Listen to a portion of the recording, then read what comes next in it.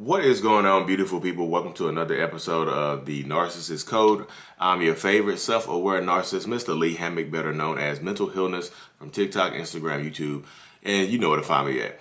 If this is your first time seeing my face or hearing my voice, I'm a diagnosed narcissist, and I use my platforms to raise awareness for narcissistic personality disorder, get more people into therapy, and also validate the victims and survivors of this disorder. Today's episode is going to be about how a narcissist blames you for everything. Blame game, the blame shifting, the blame deflector, the good old narcissistic blame deflector. That's my new name. The narcissist. I'm gonna change my name from the self-aware narcissist to the self-aware blame deflector, because that's what narcissists are. That's what, like, that one thing right there is one trait of narcissists that applies to everybody. That's a blanket statement that you can apply to every narcissist. Because I know I get people to say all kinds of wild stuff about narcissists. All narcissists are bisexual. All narcissists are closeted homosexuals. All narcissists are, all narcissists like that. It is the blanket statements of narcissism are just wild and they run rampant. But one thing all narcissists do is shift blame. So if you have one trait of narcissism also is the delusions of grandeur. The delusions that we think that we as narcissistic people think that we deserve more than everybody else, just because we feel like we deserve more. We don't have more education, we don't have more training, we don't have more anything. We're just more of who we are. So we feel like we deserve more than everybody else. We feel like we deserve better than everybody else. And me in particular, my mind works that way. It still works that way. I know people see me, one of these the self-aware narcissists, and they see me and they're just like, you're cured, you're recovering. I don't think you should call yourself a narcissist anymore. And I'm just like, y'all see the social media, YouTube, podcast me.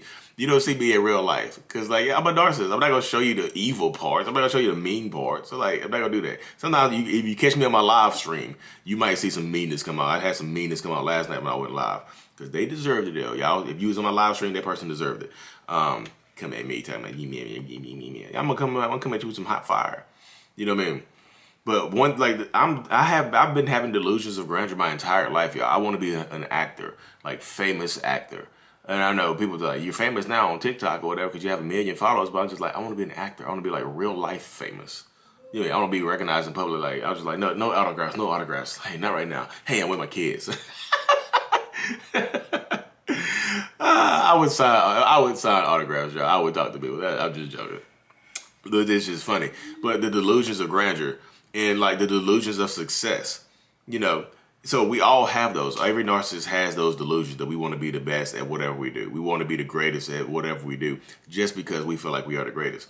So you get situations like that where if a narcissist has a huge goal or a huge ambition that they set forth and they don't hit it, they need someone to blame, because Lord forbid, we know it can't be us, right? We didn't fail because we're not good enough. We didn't fail because we're not qualified enough. We failed because of you, my wife, my husband, my kids, anybody that's around me, my parents, anybody that's around me that I feel like I could blame for holding me back and me not hitting these goals, got you. I didn't go to college because my mom wasn't able to pay for it. Boom. What about, what, do you not try to get financial aid? No, I'm not doing financial aid. I'm too good for financial aid. Okay, cool. Sorry. You know what I mean? That's how it goes right there. Blame game. I used to blame my mom. I used to blame my dad for everything. You harbor that. Like when I'm 36 years old. I can't harbor the anger from when I was an 8-year-old pup. 8-year-old young narcissist. I can't harbor that right now. I have to let that go because I don't like people having power over me. If you harbor anger and resentment towards somebody, that person has power over you. And like I said before, I don't like people having power over me. That's one of my things right there. You cannot have power over me. You cannot have control over me. So I release my anger. I release my hatred and my disdain. Am I still mad? So I can still get mad sometimes. But I have thought when I'm talking to people on one-on-ones, when I'm talking to people over Zoom, and they bring up their daddy issues and how their father wasn't there. Yeah, he gets on my nerves too. I'm just like, like a shark. They're like like a puffer fish. No, yeah, like something, whatever animal rears it, like a copperhead, a rattlesnake. I started shaking my rattle. Yeah, there you go. See, I got there. Y'all give me some time, I'll get there. You give me time, I'll get there. when you get, but I feel it, and I had to let it go because I don't like people having control over me. Because if you harbor anger towards them, if you harbor hatred towards them, they control you. They just do because hey Lee, how do they control me if I don't think about it? If I don't get mad and stuff like that? If I'm not with them anymore, how do they control me? How do they do that? Because they control your emotional state. Because when you think about them, your physiology changes, your mind changes. You like you say you don't just I don't just think about my dad and just like it's not just a passing thought. When I think about my dad, it's like a little anger started to bubble. I had to pop it. Had to pop the anger bubble. You mean if you ever seen the movie Anger Management with Adam Sandler? He's like, the anger sharks are swimming in my head. That's how I feel sometimes. But like I said, back to the deflection. If a narcissist in your life doesn't hit a goal or doesn't achieve success up to the level that they want to achieve success, if they don't hit their dream job or something like that, they're going to blame you. The people closest to a narcissist get treated the worst, and they get the blame for us not succeeding. God, I would have graduated from college by now if I was you and I got pregnant. I had to get a better job to take care of you and a baby. God, I'm still in college at 30 years old. This is your fault. I'm never going to get out of here. I'm just tired now. Boom. I could have went to college to play football. My mom wasn't so needy. Boom. I'm supposed to be in the NFL, but I didn't go to college to play football because my mom held me back because she needed me to pay bills. Boom. That's one of my excuses right there. I used to use all the time. I used to use that all the time. I was just scared to leave home, but I was just like, but I used to blame my mom for not going to college playing football. Me holding my own self back. I could, I was holding myself back. I still do that to this day. Right now, I hold myself back because it's scary. Sometimes right now, it's scary to release that thought. Sometimes it's scary to release yourself into the world and see, just be free. Just achieve a next level because, you can have abandonment issues. Like, having abandonment issues and the fear that people are going to leave your life, it works in different ways, too. Because, you can hold yourself back from success because you're scared people are going to leave your life. Like, let's just say I take the next step of my life. I become a millionaire. I'm like, my friend group will possibly change because some of my friends may harbor a little difference toward me because I'm a millionaire now. Or if they say, they might leave me alone. They might abandon me because they don't feel the same way around me. They think I've changed. They think I'm a different person or whatever. There's a fear of abandonment for elevating as well. Because sometimes you get narcissistic people that will hold themselves back out of fear of abandonment. But you see how I can blame my friends right there. If you peel back the layers right there, I have a fear of abandonment that my friends and family are going to leave me because I've become more successful. So I hold myself back. But in turn, I can also blame my friends and family. You see how that works right there? I hope that made sense to you because I just dropped a golden nugget on y'all that y'all probably never heard before. My therapist, when I was talking to her about it, she said she compared it to the feeling of survivor's guilt. You know what I mean? She said, you scared to be successful because you're going to, why you? Sometimes it's why me? Like you in a bus crash or something like that. 50 people die, but you're the only one who lived. You come out unscathed. Like your boy from Unbreakable with Bruce Willis. David in Unbreakable, when he died on that train accident. He's the only, everybody died on that train accident. He's the only survivor. Survivor's guilt. Why me? Why me? Why me? People ask themselves, narcissistic people ask themselves that type of question all the time. Why me? But I've shifted my mind right now. Instead of saying why me and blaming myself inward, I say why not me? That's from Les Brown. People always complaining and saying why me? Why me, Lord? Why do I gotta go through this pain? Why I go through this suffering?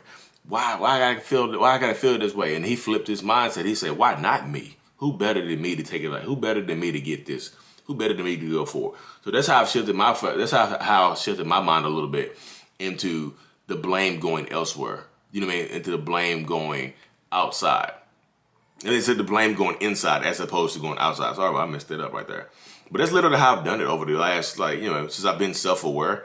Because I've been ambitious my whole entire life. So I started joining network marketing companies in my early 20s.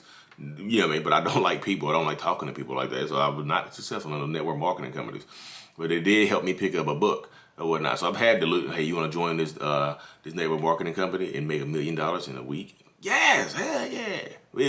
I'm exaggerating. It wasn't like that. Network marketing works, y'all. Network marketing is real. I know people could call it a pyramid scheme, but it is real. I'm not selling anything to you right now. I'm not part of any kind of MLM or anything like that. I just know it works. But I actually have real life friends that do it. I do real life friends.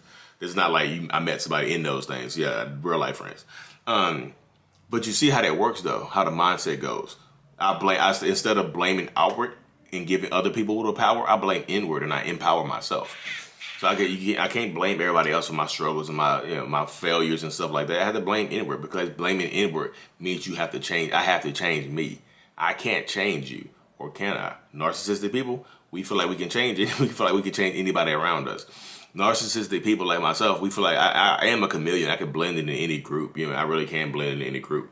You can't blend into conservatives. I'm like, yeah, I can't blend into conservatives. You can't blend into the liberals. I can blend into the liberals. I can blend in. I can blend into anybody. I really can. I listen to country music. I listen to rap music. I listen to R&B, heavy metal, rock and roll, K-pop. Look, I'm over here, Britney Spears. Toxic. You're toxic. I'm just joking. But that's how it is though. But if you are the closest person to a narcissist, and they don't succeed, they don't hit a goal, they don't get that promotion, they don't get that dream job, they don't get that dream house or whatever, they're going to blame you. So you have to be prepared for that. If you're going to remain in a relationship like this, be prepared for it. Deep down, we know we were at fault. Deep down, we know we were wrong. But it's easier to blame you because it releases some of that stuff from us. Like, we don't harbor it. We don't hold it in. We give it to you. Literally. We don't harbor it. We don't hold it in. We don't feel it like that. We just give it to you. So we like to blame other people for our failures and our shortcomings, because I can't be me, right? I'm a perfect human being. I'm a specimen. So it can't be me. It gotta be you, right? Gotta be you. It gotta be you. It can't be me.